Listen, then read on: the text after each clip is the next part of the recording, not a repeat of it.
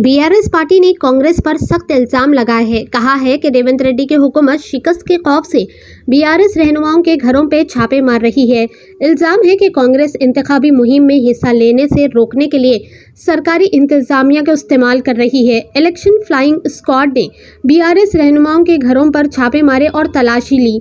मोती नगर के इलाके में साबिक एमएलए मरी जनार्दन रेड्डी का घर, कोकटपल्ली बीएसपी कॉलोनी में एमएलसी टी रविंद्र राव का घर। बीआरएस रहनुमाओं ने इस कार्रवाई पर शदीद नाराजगी का इजहार करते हुए सवाल किया कि जिस इलाके में इंतखाबी ज़ाब्ता अखलाक नाफिज ही नहीं है, वहां पुलिस बगैर इजाजत हमारे घर में कैसे दाखिल हो सकती है।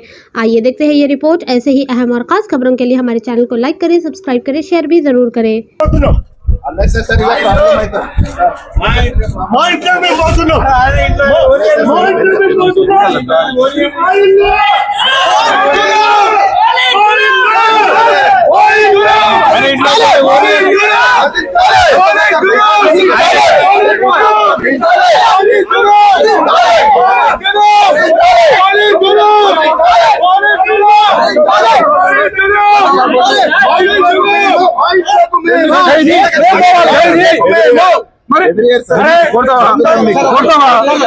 మరి